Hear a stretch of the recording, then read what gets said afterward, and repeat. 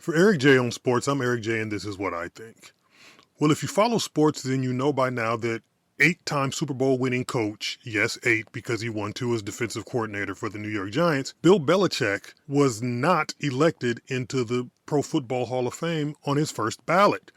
And people are up in arms about it. There are a lot of people who are upset, wanting to know why, wanting to know who voted which way and things like that. And there are people floating theories and floating conspiracies and all kinds of things trying to figure out what people were thinking when they didn't vote for Bill Belichick.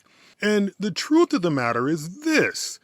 It probably had nothing to do with Spygate or Deflategate or being grumpy with the media or any of that other stuff. The reason that Bill Belichick is not a Hall of Famer probably has to do with lazy voters. And I'll explain what I mean. If you follow sports, and I'm sure you do because you're listening to this, then you know that back in 2000, Shaquille O'Neal had a season for the ages. But then so did Allen Iverson. But Shaquille O'Neal took his team to first place, and then he eventually took his team to the NBA championship. But since the Most Valuable Player award is a regular season award, seemingly Shaquille O'Neal's season was a little more superior than Allen Iverson's. But there was a voter who felt like, oh, well, everybody else is going to vote for Shaq, so I'll vote for Allen Iverson just to give him a first-place vote as a reward for the season that he had. And as a result, Shaquille O'Neal was not a unanimous Most Valuable Player. And it becomes a situation of, okay, what does it take to be a unanimous Most Valuable Player? Now, I did a piece a while back on Steph Curry being the first unanimous MVP in the NBA, and I referenced it to a piece that I did years ago about Mariano Rivera being the first unanimous baseball Hall of Famer. And the reasoning that I gave at that time was because they got all the votes. That's how you become unanimous. It's not because you're any more superior than anybody else or what you did was any greater than anybody else's. You are unanimous because you got all the votes. Now, what that has to do with Bill Belichick is this. There are voters who vote for Halls of Fame and who vote for MVPs and different things like that, who will say, oh yeah, I know so-and-so is going to win it. I know so-and-so is going to get in. So I'm going to give my vote to somebody else to give somebody else a chance to have a chance. You know, you're fighting for the right to fight for the right. So if you look at the history of baseball, there has only been one unanimous Hall of Famer, and that's Mariano Rivera. One person didn't vote for Derek Jeter. One person didn't vote for Ichiro.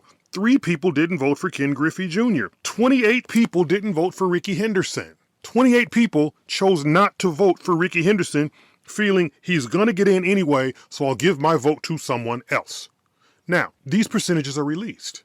Baseball wants you to know how things happened, how things went down. Football doesn't want you to know. They tell you this. There are 50 voters. You need to get 40, 80% to get into the Hall of Fame. That's all we know. And the other thing that we know is that something like 22 people clearly said, yes, I voted for Bill Belichick to get in.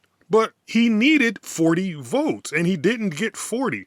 So there are at least, of the 50 people, 10 of them, or 11 of them, thought, you know what? Let me give my vote to somebody else, because everybody else is going to vote for Bill anyway. Let me give my vote to somebody else to give them a chance. And when that happens, if one guy does it, the one guy who voted for Allen Iverson as opposed to Shaq, the one guy who didn't vote for Derek Jeter, the one guy who didn't vote for Ichiro, the 3 people who didn't vote for Ken Griffey Jr., when that happens, sometimes it works out. Sometimes it works out. Bill Belichick gets in, about 8 or 9 people voted for somebody else, not a big deal. But as I said, 28 people didn't vote for Ricky Henderson. If you think about that in terms of Bill Belichick, Ricky Henderson needed 70% to get in. He got 94%.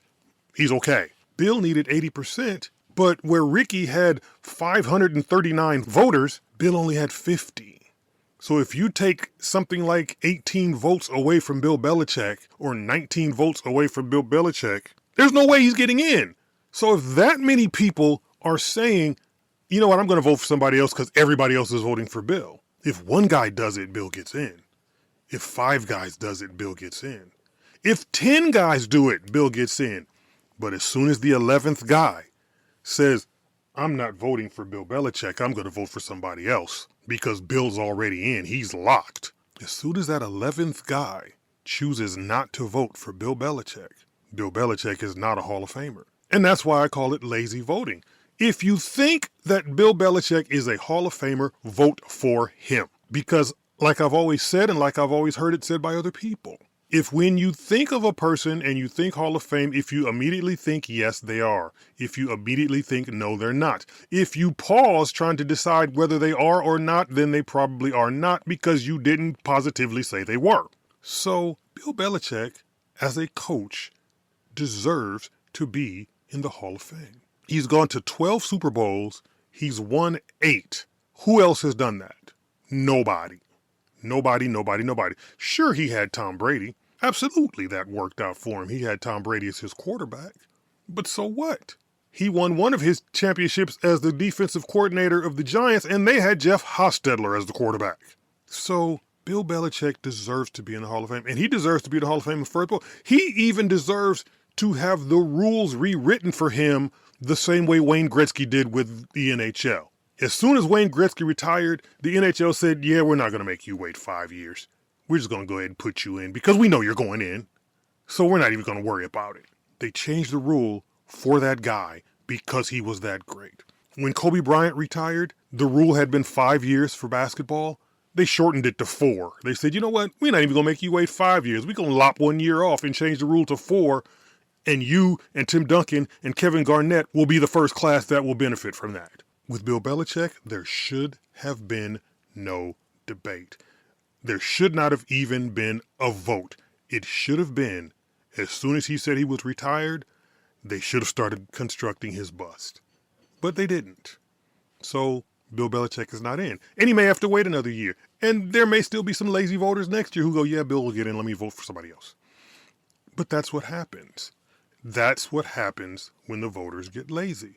It has nothing to do with Spygate or Deflategate or any of that stuff. It has to do with the fact that people felt like Bill was already going to get in, so they decided to vote for somebody else. And too many people did it because you only need 40 votes to get in instead of 500 like in baseball. So, sorry, Bill. That's what happened. Wish I had more to tell you. Remember to like and share this video and subscribe to this channel. And visit the Eric J. on Sports website and follow me on Facebook at Eric J. on Sports 1 and on Instagram and Twitter at Eric J. on Sports. And for Eric J. on Sports, I'm Eric J. and this is what I think.